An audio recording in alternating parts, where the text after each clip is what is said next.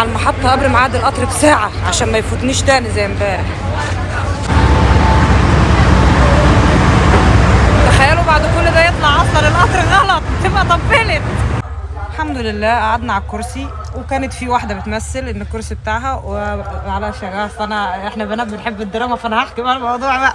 المهم جيت اقعد على الكرسي، البنت قالت لك ايه ده كرسي بتاعي راح اجزي عليه. قلت لها انا مبدله مع حد. رحت جبت الراجل بالتذكره. راحت قايمه زي البوبي. يعني بتمثلي ليه يعني؟ زر القطر يتحرك.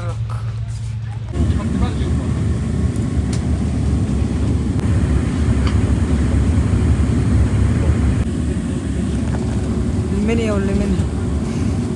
ولاد احنا في اسيوط، فاضلنا محطتين ونوصل لضحضة، بس في قطر رخم وقف قدامنا معرفتش اجيب لكم اليافطة. احنا واقفين في فاطمة والقطر اتحرك وفاضل محطة واحدة نوقف طحطة. وصلنا محطة طحطة ولاد اخيرا. علي الطلاق لقد هرمت من اجل هذه اللحظة. يلا عاد كمل انتوا مع السلامة. ولا اخواتي يا اهلي، انا جيت يا بابا،